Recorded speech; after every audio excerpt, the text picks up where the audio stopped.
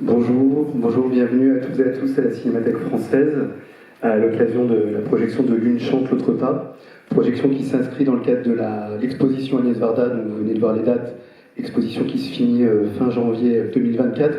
D'ailleurs, qui parmi vous a déjà vu l'exposition? Ah oui, un certain nombre. Pour les autres, vous savez ce qu'il vous reste à faire.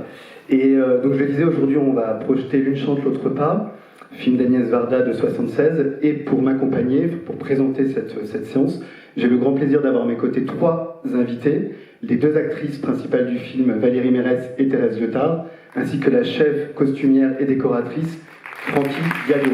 Merci de les applaudir.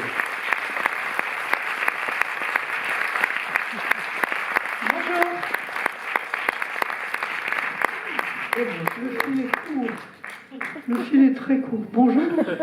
Vous pouvez vous asseoir, Thérèse, Francky. Ah oui, moi je m'assois. Bienvenue, merci à toutes les trois de venir présenter ce film. Qui va voir L'Une chante, l'autre pas pour la première fois aujourd'hui? Ah, c'est bien. Ah bah merci d'être là. C'est bien. Alors, le film a été restauré en 2018 par Ciné Tamaris. C'est un film qui a été réalisé en 1976, un an après la loi Veil. C'est un film qui aborde un sujet grave et qui est pourtant très lumineux, on pourrait dire un film très joyeux. Quel souvenir vous gardez-vous de ce tournage? Peut-être Valérie? J'en garde un souvenir absolument lumineux, vous dites. Déjà, on était très jeunes, hein, Thérèse et moi, et moi c'était mon premier rôle important. Donc il y avait déjà la magie de devenir une actrice avec Agnès Varda aux commandes, même si je n'avais pas, à l'époque, je ne me rendais pas compte de ce qu'elle est devenue comme symbole pour toutes les femmes.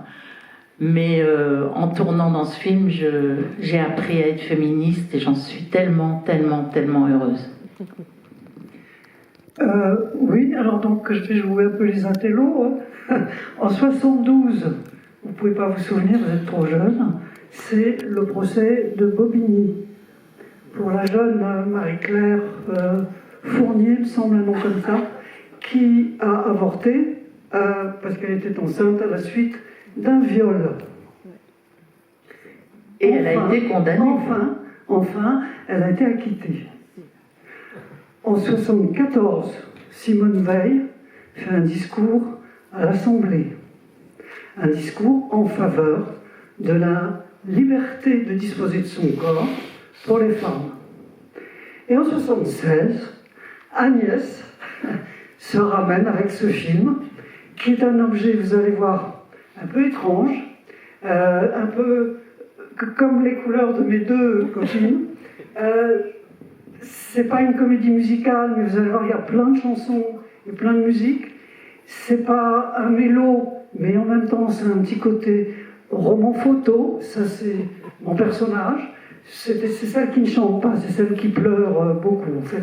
Mais ça ça s'arrange un peu à la fin. Et puis, c'est des costumes de ces couleurs-là, faits par Francky Diallo, qui est à ma droite et que je laisse maintenant parler, j'en ai assez dit.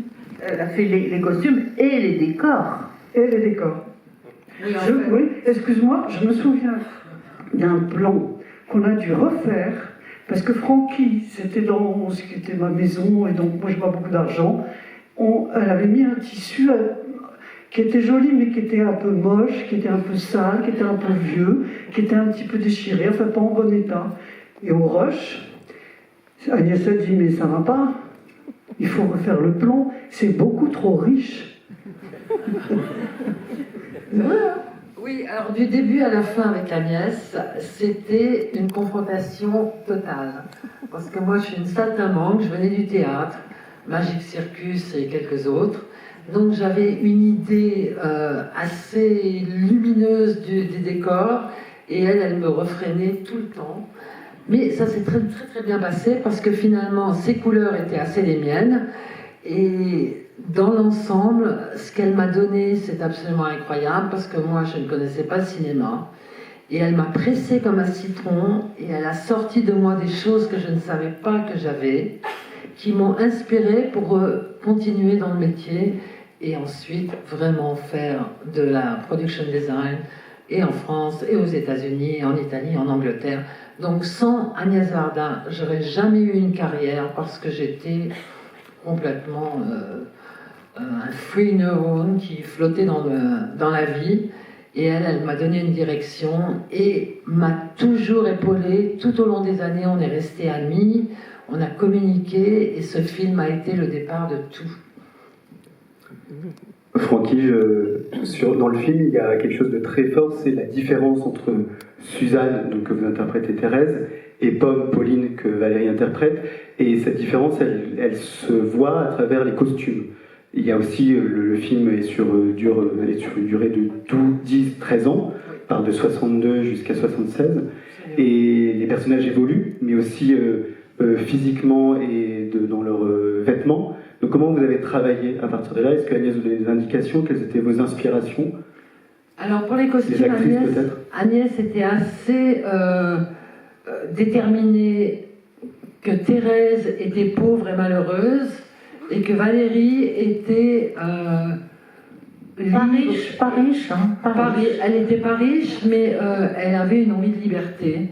Donc, associée aux années 70, où quand même c'était des années très colorées, on était assez d'accord pour les costumes. Pour les décors, ça a été absolument un jeu entre elle et moi pour que ce soit pas professionnel.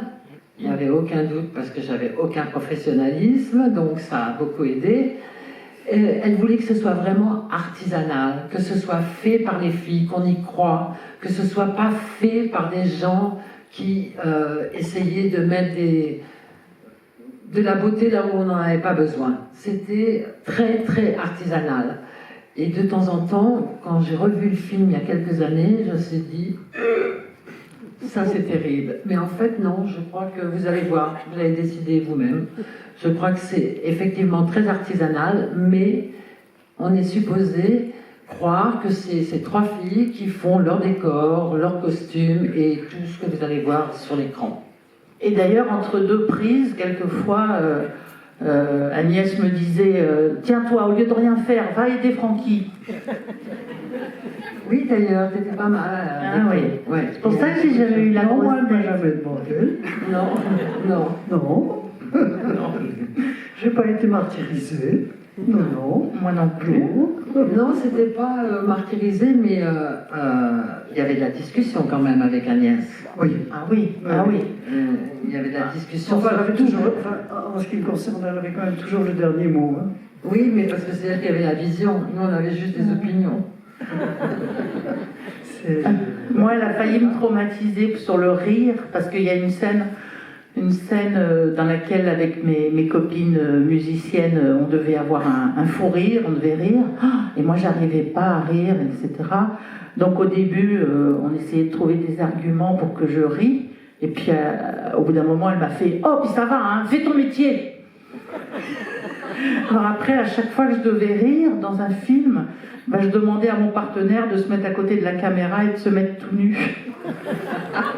C'est vrai? Oui. Ah, ça a marché? Ça a marché? Voilà, maintenant je sais rire sur commande. Thérèse Letard le mentionnait, ce n'est pas une comédie musicale, mais la partie musique, les scènes musicales sont très importantes dans le film. Comment vous avez abordé cette partie-là, Valérie Mérès, puisque c'est votre personnage que ça concerne plus particulièrement? Ah, c'est sûr, hein, c'est moi qui chante. Hein. Oui. Il y a des gens qui en doutent, c'est pour ça que je vous le dis, c'est moi qui chante. Ça a été ce qui a été le plus difficile, parce que quand Agnès m'a rencontrée, elle était sûre que je pouvais jouer Pomme, mais elle n'était pas sûre que je pouvais chanter, et il n'aurait pas été question que je sois doublée. Donc il a fallu que je travaille très dur le chant. Avec le groupe Orchidée, puisque c'est le groupe Orchidée dans le film. Absolument, avec le groupe Orchidée, qui n'était pas toujours facile non plus, hein, parce que la chante, fais ton métier. Ça, on me l'a dit beaucoup pendant le film, hein, voilà. Mais c'était quand même merveilleux. J'adore faire mon métier. Voilà, c'est tout. Vous vous souvenez de la réception du film à sa sortie? Oui. Moi, c'est pas la première fois parce que j'avais lu des choses sur le féminisme qui étaient assez virulents, assez forts aux États-Unis. Je ne sais pas si vous avez jamais lu un livre qui s'appelait Maternité esclave et ce genre de choses. Et donc, quand le film est sorti, oui, j'ai entendu un grand producteur dire à la sortie et dire que j'ai ces animaux-là dans mon lit. Eh ben moi, j'ai rencontré plein de femmes dans la rue qui, quand elles me croisaient, me venaient vers moi et me disaient « Vous avez changé ma vie ». Ça, c'est quand même la plus belle chose du monde. Voilà. Eh ben, on espère la même chose après cette projection, que le film changera votre vie. Bon film, merci à toutes les trois. Merci pour être là. Bonne production.